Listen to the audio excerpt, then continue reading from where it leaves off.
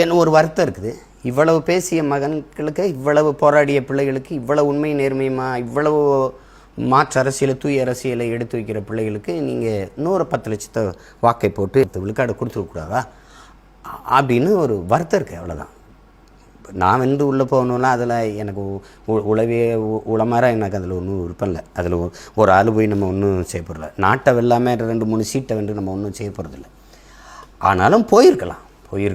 மக்களின் குரலாக, ஒட்டுமொத்த தமிழ் சமூகத்தின் குரலாக நாம் உள்ள பேசியிருந்திருக்கலாம். அது வாய்ப்பு வரல. அது நம்முடைய தோல்வி இல்லை, அது மக்களின் தோல்வி தான். அதுக்கு ஒன்றும் நீங்கள் கவலைப்பட வேண்டியதில்லை. ஆனால் என் பிள்ளைகளுடைய உழைப்பு அசாத்தியமானது. நான் எதிர்பார்த்தேன் நான் வென்றுவேன், 5-6 பேர் நம்ம உள்ளே போயிடலாம் அப்படின்னு நான் நினச்சேன். தம்பி இசை மதிவாணன் எல்லாருக்கும் வெற்றி வாய்ப்பை நான் கணித்தேன். அது நடக்கலை. அதனால ஒன்றும் இல்லை. நம்ம போய் இன்றைக்கி இல்லைன்னா நாளைக்கு போகிறோம், அவ்வளோதான். ஆனாலும் உங்கள் உழைப்பு அசாத்தியமானது. என் பிள்ளைகள், என் உடன் பிறந்தார்கள், என் உறவுகள் பெரும்பாடு பற்றீர்கள்ங்கிறதுல நான் ரொம்ப மகிழ்வோடு அதை பகிர்ந்துக்கிறேன். இன்னும் கவலைப்படாதீங்க. இன்னும் 10 ஆண்டுகள் கூட நம்ம போராடுவோம். ஆனால் உறுதியாக வெல்லுவோம். அதில் எந்த மாற்றம் உங்களுக்கு வேண்டியதில்லை. எந்த காலத்திலையும் தமிழ் மீதும், என் தாயின் மீதும், என் தலைவன் பிரபாகரன் மீதும் ஆணையிட்டு சென்று தடம் பெறல மாட்டோம். தன்னலத்திற்காக சமரசங்களை செய்ய மாட்டோம். எவருக்காகவும் எதுக்காகவும் பதவிக்காக, அற்ப பணத்திற்காக போயிட்டு சமரசம் செஞ்சுட்டு செய்ய மாட்டோம். அதில் வந்து எந்த சமரசமும் எங்களுக்கு இல்லை, நமக்கு இல்லை. நம்ம அதை செய்ய போகிறது இல்லை. நமக்கு அப்படி ஒரு வெற்றி தேவையும் இல்லை. நம்ம முழுக்க மக்களை நம்புகிறோம். 100 விழுக்காடு நம்புகிறோம்.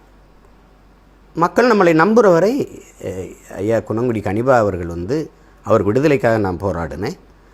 அவர் விடுதலை பெற்று வந்த பிறகு என்னை வீட்டில் வந்து சந்தித்து ஒரு வார்த்தை சொன்னாங்க. மக்களை நம்பி நில்லுங்க, மக்கள் நம்பும்படி நில்லுங்க. இந்த வார்த்தை எனக்கு சொன்னாங்க. இன்னும் என் காதுகளில் கேட்கு. மக்களை நம்பி நில்லுங்க, மக்கள் நம்பும்படி நில்லுங்க. மக்களை நம்பி நிற்கிறோம், மக்கள் நம்பும்படி நிற்கிறோம். மக்கள் என்றைக்கு நம்புகிறாங்களோ அன்றைக்கி நமக்கு வெற்றி வரும். அது வரைக்கும் துணிஞ்சு நாம் போராடிட்டு இருப்போம். தலைவர் நமக்கு கற்பிச்சிருக்காங்க, வரலாறு நமக்கு வழிகாட்டுது, சத்தியம் நமக்கு சான்றாக இருக்கிறது. தொடர்ச்சியாக நாம் போராடுவோம். அதில் என் உயிருக்கினியவர்கள், என் உடன் பிறந்தார்கள்.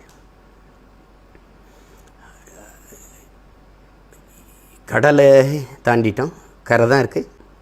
புரட்சியாளர் அண்ணல் அம்பேத்கர் சொல்கிறார் பாருங்க, நீ எந்த நோக்கத்தை கொண்டிருக்கிறியோ அதில் அசைக்க முடியாத நம்பிக்கை கொண்டு இருடாங்கிற. நீ யாருக்கோ ஒருத்தருக்கு உழைக்கிறேங்கிற நம்பிக்கையை முதல்ல அந்த எண்ணத்தை கைவிடு. நீ பிறந்த பெருமை மிக்க இனத்திற்காக போராடுகிறாய், பாடுபடுகிறாய் என்கிற அந்த எண்ணத்தை கொண்டுருங்கிறாங்க. அதில் நம்ம உறுதியாக நிற்கிறோம்.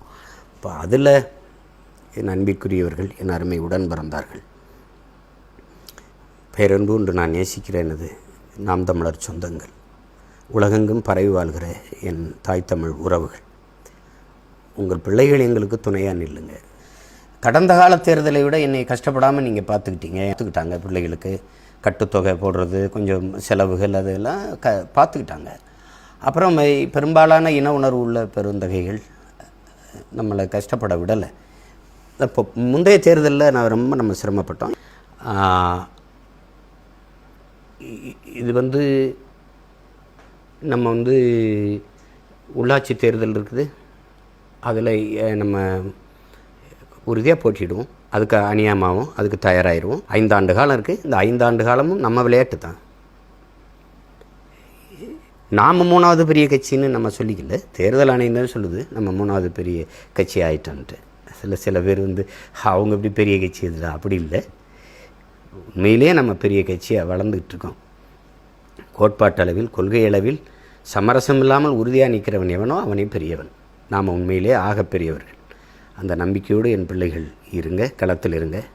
நீங்கள் நடந்து போகும்போது விழுகிற நிழலாக உங்கள் அண்ணன் பின்னாடி வருவேன் அப்படிங்கிறத நீங்கள் புரிஞ்சுக்கொள்ளணும். என்றைக்குமே இந்த இனத்திற்கும், இந்த மக்களுக்கும், இந்த நாட்டுக்கும் நீங்கள் உண்மையாக இருங்க. நான் உங்களுக்கு உயிராக இருப்பேன். இது வந்து என் தலைவன் மேலே ஆணை. நீங்கள் இருங்க. நம்ம உறுதியாக வெல்லுவோம். தொடர்ச்சியாக நம்ம போராடி வென்று முடிப்போம்.